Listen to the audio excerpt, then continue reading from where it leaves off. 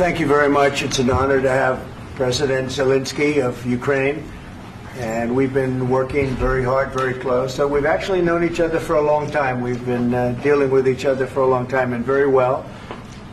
We had a little negotiation spat, but that worked out great. I think for both countries, I think for the world, actually, beyond both countries. And we have something that is a very fair deal. And we look forward to getting in and digging and working and getting some of the rare earth. But it means we're going to be inside, and it's a big commitment from the United States, and we appreciate working with you very much. And we will continue to do that. We have had some very good discussions with Russia. I spoke with President Putin, and we're going to try and bring this to a close. It's something that you want and that he wants. We're going to have to negotiate a deal. But we've started the confines of a deal, and I think something can happen. The big thing is the number of soldiers, mostly at this point, but soldiers being killed. They're losing thousands of soldiers. So on both sides, we're losing a lot of soldiers, and we want to see it stop. And we want to see the money get put to different kinds of use, like rebuilding. And we're going to be working very hard. But we've had a lot of very good conversations. I will say until we came along, the Biden administration didn't speak to Russia whatsoever.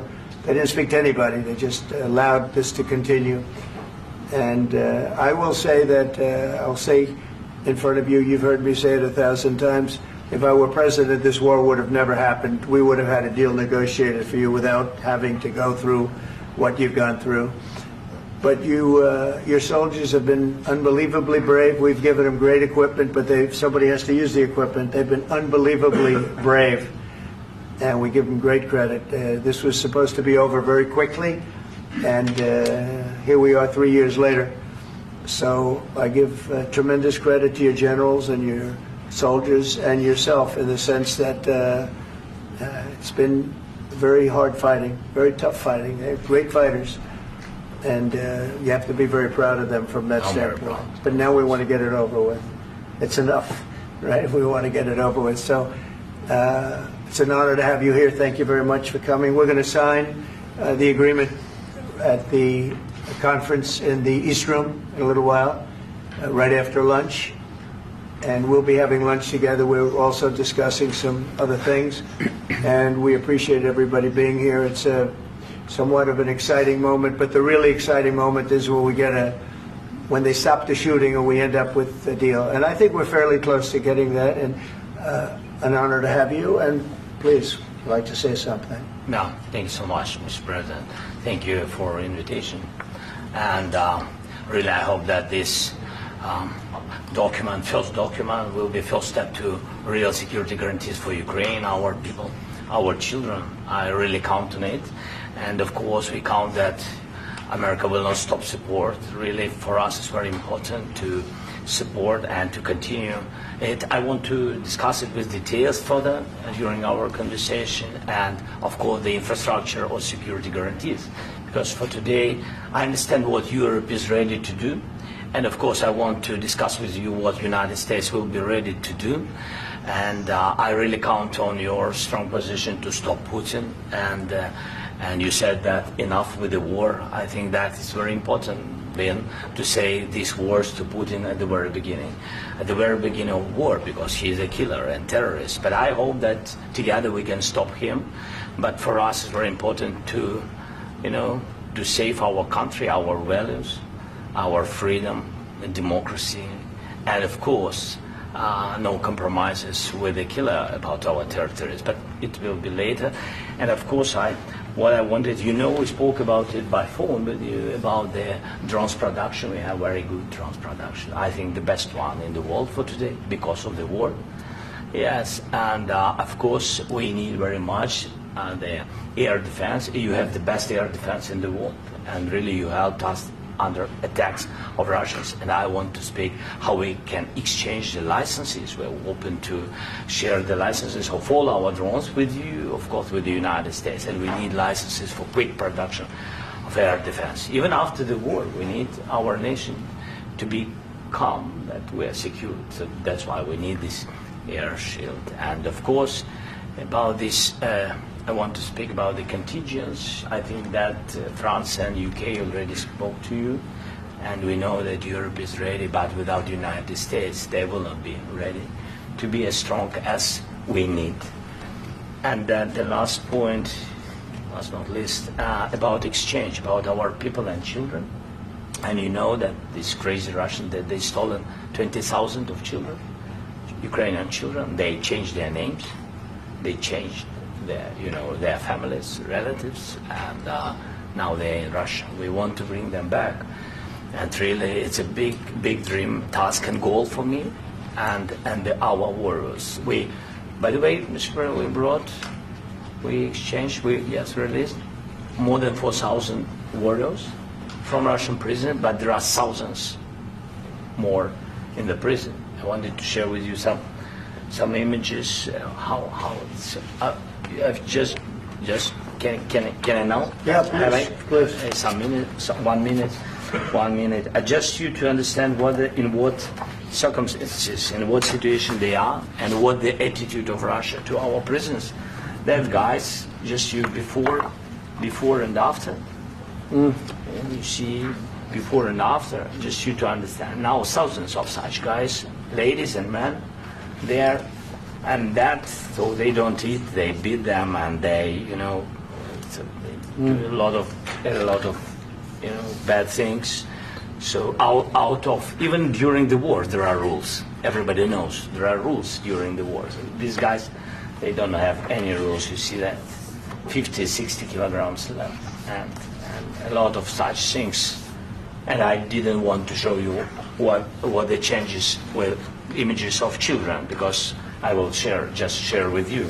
And, I mean, it's looking tragic. Yeah, that's tough stuff. I wanted very much to give you, and you see it. Yeah. This is pastor, by the way. They stolen pastors, because it's not Russian church. They stolen pastors and moved pastors to the prison.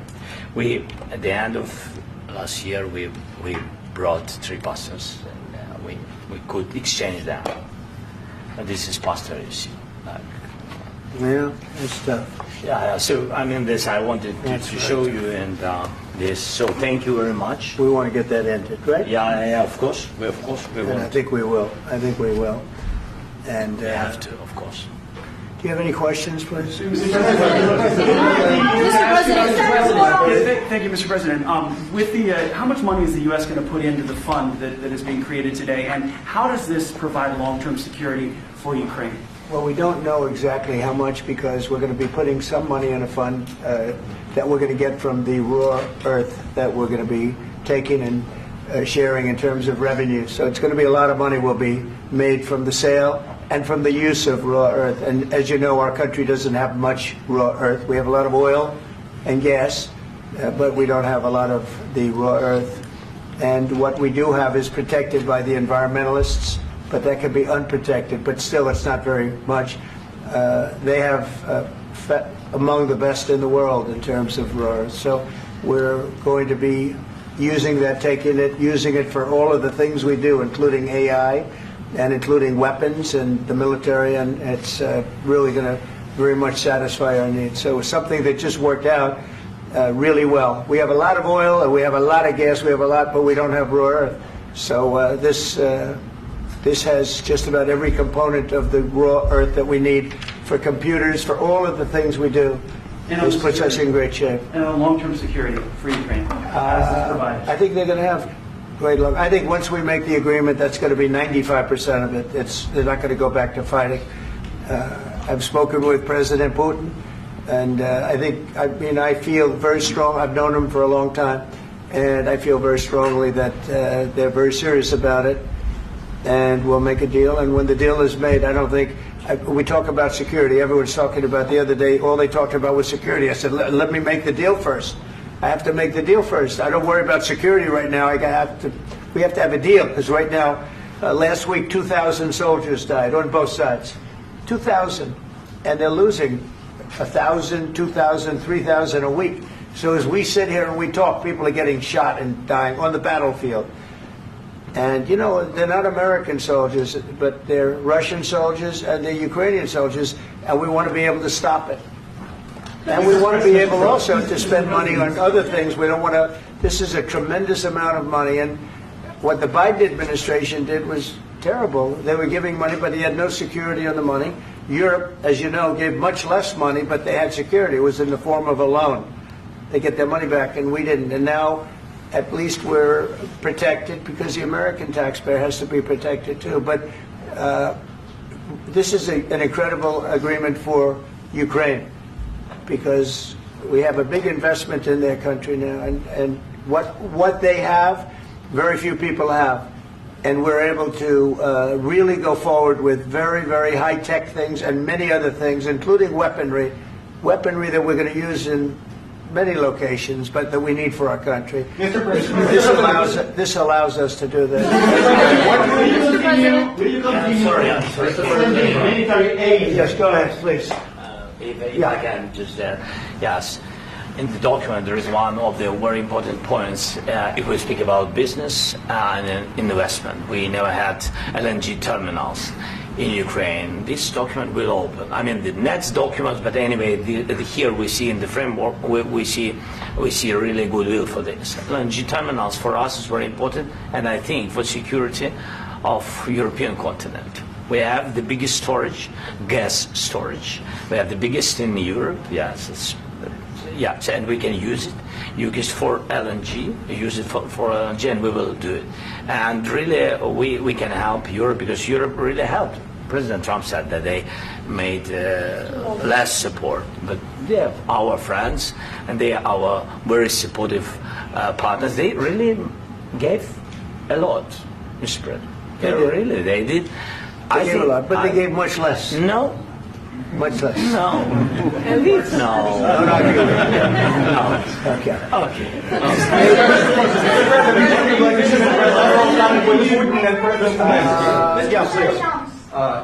Mr. President Trump, you have repeatedly called the deal with Ukraine as a historical one. And as a President of the United States, you make historical decisions in other issues which affect America and other world. So what place in the world history do you want to take? And do you associate yourself with any famous historical figures? Yeah, I'd say George Washington, Abraham Lincoln. I would say I'm far superior to George Washington and Abraham Lincoln. Now, you know I'm only kidding, right? Because when I say that, the fake news is going to go wild. They're going to say he considers himself to be better than Washington. But you never know. You never know. I don't compare myself to anybody. I'm here to do a job. We've had a great 35 days or whatever it might be, a month, a little more than a month.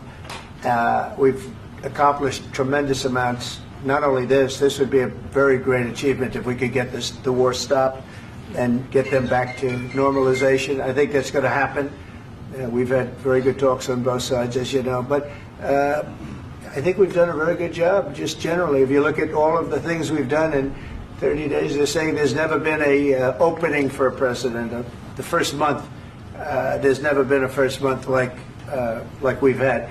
And this is one of the very important things. This, to me, is one of the most important things because we have tremendous death taking place as we speak, and I don't want to have that. You know, think of the parents, whether they're in Russia or Ukraine, think of the parents of all these people being killed needlessly. They came to our territory. Should have never started. This would have, if I were president, this would have never started. Mr. President, where has out your commitment? Mr. President, will you continue sending military aid to Ukraine after the U.S. signs this agreement with Ukraine? Yeah, we're going to be continuing. To President Zelensky, do you feel like the U.S. is on your side? That President Trump is on your side at this moment? What do you think? He wants to know, do you think that, sort of a stupid question. I guess we wouldn't be here if I wasn't. But, I think that the United States on our side from the very beginning of occupation, and I think that President Trump on our side, and of course, I'm sure that the United States President will not stop support. This is crucial for us. It's important for us. Yes. And Putin, the president speaks about the people and the soldiers which are dying, but they came to our territory, they came to our land. They began this war, and they have to stop. And I think this is the question, with really the most important question. Can President Trump, I hope yes, with some other allies, to stop Putin, withdraw these enemies, our enemy, withdraw these troops from our land? And I think that you asked about the history, I think that if President, or when, he will stop Putin, if President Trump will bring peace to our country, I think he will be on this wall. We've had very, very good talks. Mr. Military aid to Ukraine. President Zelensky just said that there will be no compromises with Vladimir Putin. I just wanted to ask both of you. Firstly, are there compromises that you think that President Zelensky is going to have to make? And President Zelensky, is there anything that you might be thinking that you may be able to offer or bring to the table, for example, elections? Thank you. I think you're going to have to always make compromises. You can't do any deals without compromises. So certainly he's going to have to make some compromises, but hopefully they won't be as big as some people think you're going to have to make. That's all. That's all we can do. I'm here as an arbitrator, as a mediator to a certain extent between two parties that have been very hostile. To put it mildly, they've been very hostile. There's been a vicious war. There's been a vicious war. You know, it's a very level battlefield, and those bullets go out, and as I've said many times, we were talking about it with Pete, many times the only thing stopping those bullets is a human body. And in the case we're talking about, generally young human bodies are stopping a lot of bullets. It's dead level. That's why it's great farmland. It's great land. It's great farmland, but there's very little protection against the bullets that are being, and other things that are being shot. So all I can do is see if I can get everybody at the table and get an agreement. And I think we're going to end up with an agreement. Otherwise, I wouldn't probably be even here today. Mr. President, I've got two questions for you. You think ultimately your legacy will be the peacemaker and not the president that led this country into another war and ended foreign wars? And I've got a question. I hope it will. I mean, I hope I'm going to be remembered as a peacemaker. This would be a great thing if we could do this. I'm doing this to save lives more than anything else. Second is to save a lot of money, but I consider that to be far less important. So I hope I'm going to, thank you, Brian, for that question. It was a nice question. I hope I'll be known and recognized as a peacemaker. This would be a great thing to solve. This is a very dangerous situation. You know, this could lead to a third world war. This was headed in the wrong direction. If this election were lost, if we didn't win this election, and we won it by a lot, that was a mandate. We won every swing state. We won the popular vote by millions and millions of votes. We won everything. The districts, you look at the areas of red, take a look at a map. This was a big mandate, and this was one of the things. I said, we're going to get this thing settled. If we didn't win, I think this could have very well ended up in a third world war, and that would not have been a good situation. What was your second question? And my second question for President Zelensky. Why don't you wear a suit? You're at the highest, why don't you wear a suit? You're at the highest level in this country's office, and you refuse to wear a suit. Just want to see if do you own a suit? Yeah, problems. A lot of Americans have problems with you not respecting the dignity of this office. I will wear a costume after this war will finish. Okay. Yes, maybe one. Maybe something like this. Something like yours. Sir. Yes. That'd be great. Maybe something better. I don't know. Yeah. We will see. Maybe something cheaper than. Yeah. Thank you. Thank you. Thank you, President Trump. You said yesterday that you have. Are you going to send more arms to Ukraine in case there's no peace? Yeah, we're going to have arms to Ukraine, yeah, sure. Hopefully I won't have to send very much, because hopefully we're going to have it finished. We're looking forward to finishing this quickly. We're not looking forward to sending a lot of arms. We're looking forward to getting the war finished so we can do other things. But we very much appreciate the agreement, because we needed what they had, and we're treating, you know, our country is now treated fairly. Biden didn't do that. He didn't know what the hell he was doing. This should have never happened. This should have never started. But you know, sure, the answer is yes, but hopefully we won't have to send much because I'm looking forward to getting it done quickly, very quickly. Does that mean you'll provide security guarantees, Mr. President? I don't want to talk about security yet because I want to get the deal done. You know, you fall into the same trap like everybody else. A million times you said over and over, I want to get the deal done. Security is so easy. That's about 2% of the problem. I'm not worried about security. I'm worried about getting the deal done. The security is the easy part. Security is very nice. Everybody stopped shooting. And now will Europe put people there? I know France is going to. I know the UK is going to. I know other countries are going to, and they happen to be right next door. We haven't committed, but we could conceivably. You know, we have security in a different form. We'll have workers there digging, taking the raw earth so that we can create a lot of great product in this country. So in that sense, you have something, but we haven't determined that yet. I will say, in speaking to France and in speaking to, and they were here, as you know, last week and just the other day, they have committed to a lot of security. I don't think you're going to need much security. I think once this deal gets done, it's over. Russia's not going to want to go back, and nobody's going to want to go back. When this deal ends, I really believe this deal is going to be over. Yeah, please go ahead. Go ahead. Thank you so Mr. President, thank you. You had Mr. Macron and Keir Starmer at the White House this past week, both of whom praised your courage and conviction to lead the pathway towards peace. Yes. Part of that involved, though, re-engaging Russia in diplomatic relations, something that previous leaders lacked the conviction to do so. What gave you the moral courage and conviction to step forward and lead that? Well, I love this guy. Who are you with? One American News, sir. Well, that's why I like him. One American News does a great job. I like the question. I think it's a very good question. It's a pathway to peace. It's a pathway to getting something solved. And I feel that as the head of this country, I have an obligation to do that. Plus, you know, we're very much involved. We got involved. It's too bad we got involved because there should have been no involvement because there should have been no war. And there shouldn't have been October 7th. That would have never happened. As you know, Iran was broke. They had no money to give to Hezbollah. They had no money to give to Hamas. They were stone cold broke. And then under Biden, they became rich as hell. They went from no money to $300 billion in a period of 4 years. And they gave a lot of that money away, and you see what happened. And that's a real mess also that we hope to be able to solve.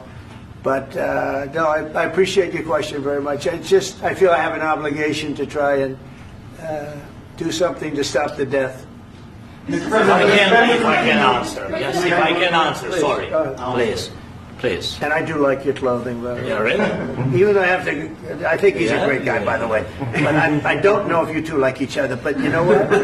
I think he's dressed. I like this guy. I don't know. I think he's dressed beautiful. So I have more serious things than answer on such Yeah, questions. sure, I will answer on more That's serious a good questions statement. if I can. Yes. Yeah. So please, about security guarantees and about just ceasefire. We can't just speak about ceasefire and speak and speak. It will not work. Just ceasefire will never work because I'm like a president. I have this experience, and not only me. Ukraine before my presidency, from the 2014, Putin broken 25 times. 25 times he broken his own signature. 25 times he broken ceasefire. But he never broke to me. He never broke to me. No, you were the president. He You were never the president broke- he during. never broke to me. In 2016, you've been the president, Mr. President. You've been the president, but he had, of course, not with you, but he had during those periods. He had conversations with our side, and we had Normandy format. You know, the France, Germany, Ukraine, and Russia, and he broken 25 times. That's why we will never accept just ceasefire. It will not work without security guarantees. Security guarantees, maybe President is right about this document and other, but this document is not enough. Strong army is enough because his soldiers afraid, Putin's soldiers afraid of our soldiers when we're strong enough. If we are not strong enough, if we are empty, if our storage is empty, we can't defend our land. Today, you know, he knows that we have, all the world knows that we have meeting, yes? Why he's using ballistic? Putin today using ballistic on our hospitals, schools, and etc. Ballistic. So he knows that we are here and that President Trump is really have goodwill to stop this war. And you hear now the president. So why he's using? So he doesn't want to stop. He doesn't want. But I hope that we will do it. Really, we'll do it. Security. When we speak about security guarantees, when the Europeans are ready for contingents, they need USA backstop. If there will not be United States, we will not never have any contingents, strong contingents from the Europeans, because they don't want to divide alliance, connection between the United States and the main and strongest ally and Europeans. And this is crucial, this is important. That's what we want to speak about very much. This is very important. And air defense. So air defense, really, we have big deficit with all these systems, and we need to provide this. We need it very much. Otherwise, Putin will never stop, and will go further and further. He doesn't want. He hates us, you know? It's not about me. He hates Ukrainians. He thinks that we are not a nation. He thinks, and he shared these thoughts, I think maybe with your team also, I don't know. But with all the Europeans, in media, officially and not, he always said that there is no such country, such nation, such language, and such life like Ukrainian. No, he really doesn't respect all the Ukrainians, and he wants to destroy us. And you are right, Mr. President. That's 2%. This document, maybe other documents, it's a very good start, very good, but it will not enough to stop this person. Should Russia pay to rebuild Ukraine? Mr. President, under these Should Russia pay to rebuild Ukraine? They have to pay. This question This is the rule. This is the rule of the war. This is the rule of the war. During all the centuries, all the history, this is the rule of the war. Who began, those pay. This is the rule. Putin began this war. He has to pay all money for innovation. He has to pay. Of course, some Russian assets, what we have in Europe, about 300 billion, we can use them. We can use for innovation and buy military support from the United States also. We can do it, but it's not enough. It's not enough. Because I want to know.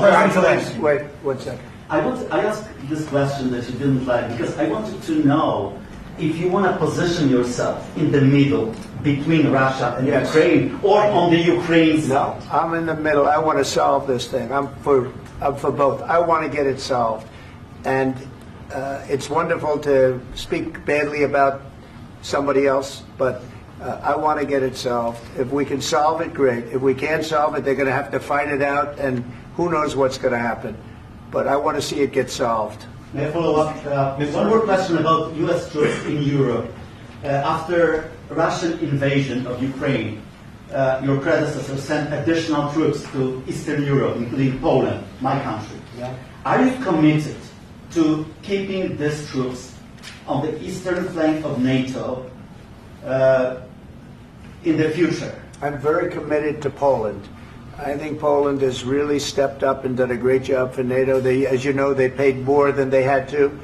They are one of the finest groups of people I've ever known.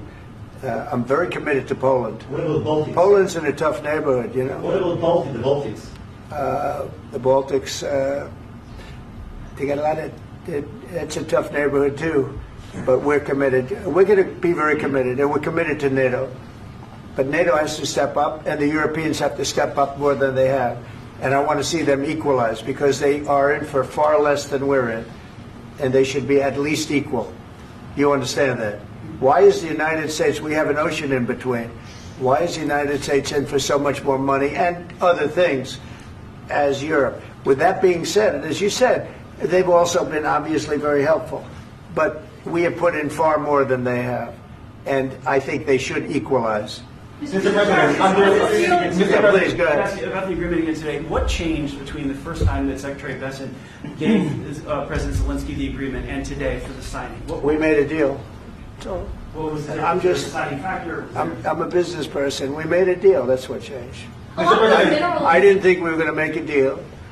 And we ended up making the deal, so that changed. Mr. President, what and how do you envision a trilateral summit with President Zelensky and Putin. I don't know, but well, they don't like each other. I can tell you that. They do not like each other. This is not a love match, and it's unfortunate. That's why you're in this situation. The United States should not have allowed this to happen. Okay? The United States, run by a man that didn't know much, I'm going to be very nice, run by an incompetent person, very incompetent person, should never have allowed this to happen. I've stopped wars. I've stopped many wars. My people will tell you, I stopped wars that nobody ever heard about. I stopped wars before they ever started. You can look at some of, I could give you a lot of nations that would tell you right now they were probably going to war. I could tell you right now there's a nation thinking about going to war on something that nobody in this room has ever even heard about. Two smaller nations, but big, still big. And I think I've stopped it. But this should have never happened. Mr. President. Sorry, just a second. About any negotiations. First of all, I want really to tell you, and I think that everybody understands that Ukraine, more than Ukrainians, nobody wants to stop this war. But at the future, any negotiations, it's understandable that two sides of the war, not Russia and the United States, because this is not the war between Russia and the United States. This is war of Russia against Ukraine and Ukrainian people. So these two sides will be at the anyway will be at the negotiation table. Then of course United States, like the strongest partner of the Ukraine, and of course Europe. I think Europe is very important. I want to speak about it with the President. Yes, Europe is very important for us because we really defend Europe for today. All Europeans really recognize that we are defending line and they have real life and our people are dying. That's why they helped us. And also it's about the NATO. Yes, between, like the President said, you have big, nice ocean. Yes, between us. But if we will not stay, Russia will go further to Baltics and to Poland, by the way. But first to the Baltics. It's understandable for them because they've been in the USSR. You know, they've been one of the republics of the USSR, and Putin wants to bring them back to his empire. It's a fact. And when he will go there, if we will not stay, you will fight. Your American soldiers, it doesn't matter, do you have ocean or not, your soldiers will fight. Mr. President, would you be willing to visit Ukraine, maybe Kiev or Odessa, which is known to be a dirty area of the Black Sea? It was my question. I'm sorry. I don't want to talk about Odessa now. Let's not talk about Odessa. I want to talk about making a deal, getting peace. We don't have to talk about Odessa, but a lot of cities have been destroyed. A lot of cities that are not recognizable. There's not a building standing. No, and a lot of things. Mr. President, you have to come and to look. No. We have very good cities. Yes, a lot of things have been destroyed, but mostly cities alive, and people work, and children go to school. Sometimes it's very difficult. Sometimes closer to front line, children have to go to underground schools or online. But we live. Ukraine is fighting, and Ukraine lives. This is very important. And maybe it's Putin is sharing this information that he destroyed us. No, he lost 700,000 people, 700,000 soldiers. He lost everything. Yes. So. Mr. President, one more. I mentioned Poland. Please go ahead. When did you last speak with President Putin, and what did he say? A couple of days ago. And what did he tell you that gave you the assurance that he wanted peace? Well, that's what I do. My whole life is deals. I know pretty good. And I've known him for a long time. I've dealt with him for a long time. He had to suffer through the Russia hoax. You know, Russia was a hoax. It was all Biden. It was nothing to do with him. So he had to suffer through that, and he was able to do that. I think that he wants to make a deal, and he'd like to see it end. That's all I do. That's what I do. My whole life, that's what I do is make deals. And I'm in the middle of a mess because this is a real mess. It's a very dangerous one. If this doesn't get solved now, it's not going to get solved for a long time. So I hope we're going to get it solved. In the back, please. Thank you, Mr. President. Prime Minister Starmer claimed repeatedly that his government believes in free speech and was not engaged in censorship. But his country's government arrests people for memes and thought crimes, and even more worrisome is pressuring American companies to censor Americans on his behalf.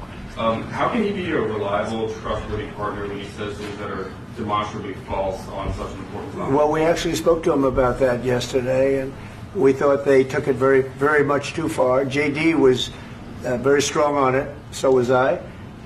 So was Marco, and we've been speaking to him about it. Marco, would you like to say something about that? Yeah, we have concerns, obviously, with the conduct of various, particularly as it impacts Americans. And there's real concern that American speech, which is online, could fall into the hands of British or any country's jurisdiction. And so this is a point the Vice President made at Munich, and I think it's a very compelling one that what unites us with Europe, as much as anything else, is these shared values, and one of them being free speech. And so if Americans are threatened by it, we're going to need to take action in that regard. Mr. President. It's actually a very important question. We spoke about this in detail with the Prime Minister, the Foreign Secretary, and others at lunch yesterday. And I know that Secretary of Commerce Lutnick followed up in private meetings last night. This is really important. We believe Americans have the right to speak their mind, even if we in this room disagree with them. They have the right to speak their mind in the public square, which is often online these days. And we're going to defend that right as it pertains to American companies and American citizens vigorously if we have to. I do think that under the President's leadership, we're going to find common ground with our friends in the UK on this question, but it remains to be seen. The principle that will guide us is we believe in free speech in this country, and we'll fight for it for American citizens. Mr. President, on the deal, is there any other oil and gas component to the deal? Is it all critical? A little bit. We'll see. On LNG? But we're not really looking for that so much. We got a lot. We have more than anybody in the world, by far. So no, we're not talking about it too much, but a little bit. I think it affects also, but for the most part, no.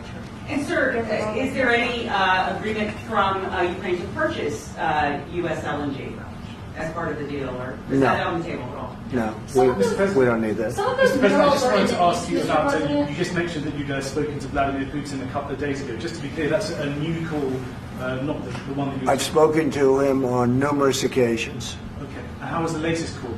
What did you discuss? How did it go? Are you serious with that question? I am. I'd love to know. It went well. I think we're going to have a deal. On the minerals deal, Mr. President, some of those minerals are in the east of Ukraine, not far from the front lines and in areas that Russia has occupied. Will you direct President Putin to withdraw his forces from those areas if there's U.S. interest? Well, we'll take a look at the time. We have a lot of area. It's a very big area we're talking about, so we'll take a look. I'll study that and I'll see. And who would protect those minerals if they are U.S. interests? Would that be Ukrainian They'll forces? be protected. The agreement will protect them. U.S. The agreement, yeah, we're signing an agreement. Right, but what if Russia tries to invade or there's Russian aggression in those spots? I just told you I don't think that's going to happen. And if that were going to happen, I wouldn't make a deal. If I thought that was going to happen, I wouldn't make a deal. Some people may wonder why. They ought to focus on CNN on survival, not asking me these ridiculous questions. Focus on surviving, because CNN's got such low ratings. I don't think they're going to survive. Let's go. Please, go. I already mentioned Poland. That Poland was under Russian control for decades after the Second World War. When I was a kid, I looked at the United States not only as a most powerful country, richest country in the world, the country that has great music, great movies, great muscle cars, but also as a force for good. And now I'm talking with my friends in Poland, and they are worried that you align yourself too much with Putin. What's your message for them? Well, if I didn't align myself with both of them, you'd never have a deal. You want me to say really terrible things about Putin and then say, "Hi, Vladimir, how are we doing on the deal?" It doesn't work that way. I'm not aligned with Putin. I'm not aligned with anybody. I'm aligned with the United States of America. And for the good of the world, I'm aligned with the world. And I want to get this thing over with. You see the hatred he's got for Putin. It's very tough for me to make a deal with that kind of hate. He's got tremendous hatred. And I understand that, but I can tell you the other side isn't exactly in love with, him either. So it's not a question of alignment. I'm aligned with the world. I want to get the thing set. I'm aligned with Europe. I want to see if we can get this thing done. You want me to be tough? I could be tougher than any human being you've ever seen. I'd be so tough. But you're never going to get a deal that way, so that's the way it goes. All right, one more question. Hey, I will respond to this. So look, for 4 years in the United States of America, we had a president who stood up at press conferences and talked tough about Vladimir Putin, and then Putin invaded Ukraine and destroyed a significant chunk of the country. The path to peace and the path to prosperity is maybe engaging in diplomacy. We tried the pathway of Joe Biden of thumping our chest and pretending that the President of the United States' words mattered more than the President of the United States' actions. What makes America a good country is America engaging in diplomacy. That's what President Trump is doing. Can I ask you? Sure. Yeah? Yeah. Okay. So he occupied our parts, big parts of Ukraine, part of East and Crimea. So he occupied it on 2014. So during a lot of years, so I'm not speaking about just Biden, but those time was Obama, then President Obama, then President Trump, then President Biden, now the President Trump, and God bless, now President Trump will stop him. But during 2014, nobody stopped him. He just occupied and took. He killed people. You know what the contact line? 2015. 2014 2014. and 2015. 2014. Yeah. So I was not here. Yeah, but that's exactly right. Yes, but during 2014 till 2022, yeah, the situation the same. The people have been dying on the contact line. Nobody stopped him.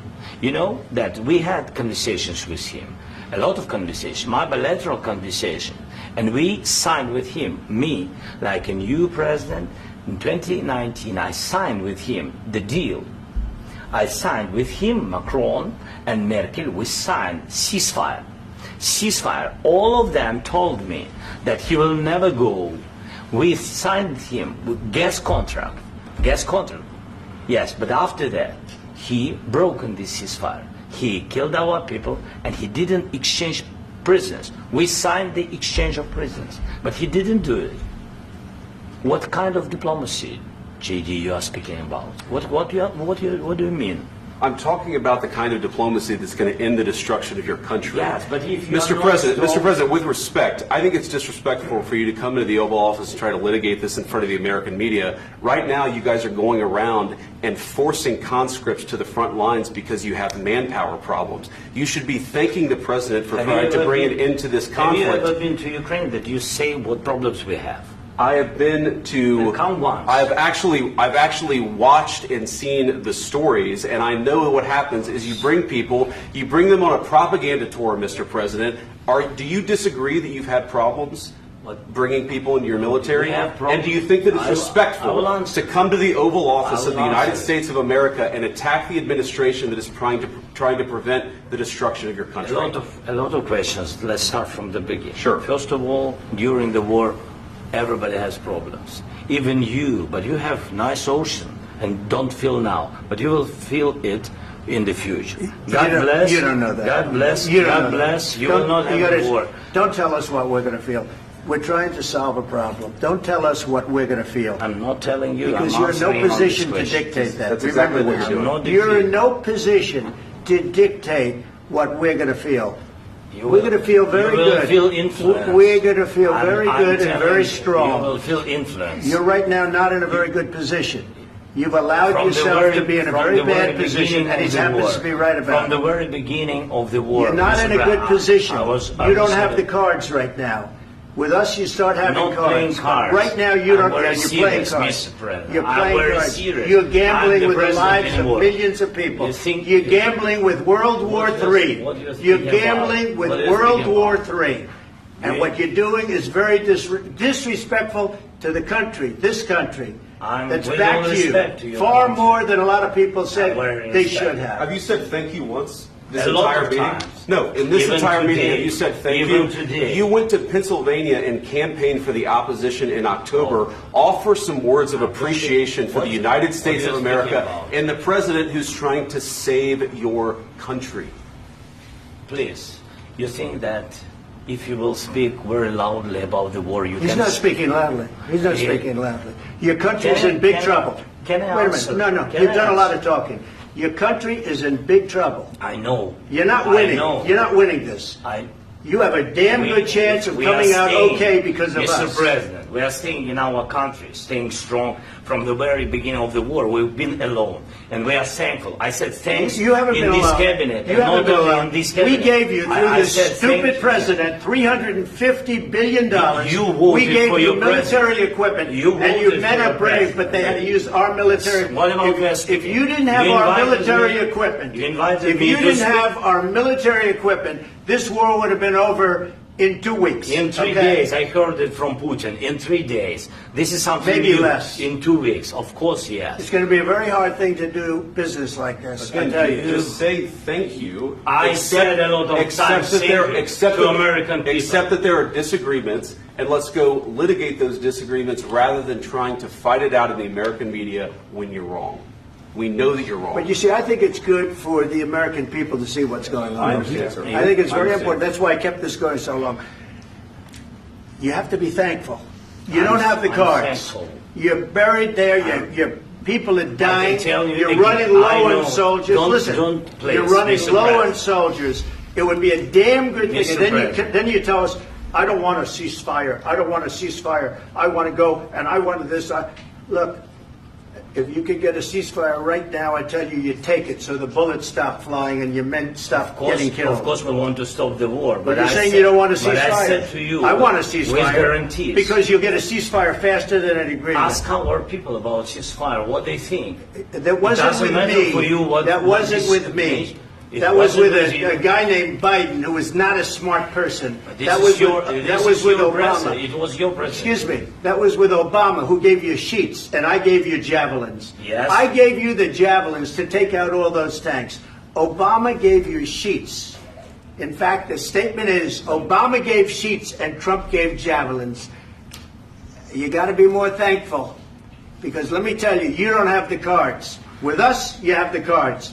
But without us, you don't have any cards. One more question to Mr. Vice President. I'm sorry. It's going to be a tough deal to make, because the attitudes have to change.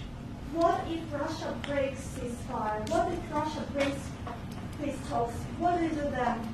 I understand that it's a heated conversation right now. What are you saying?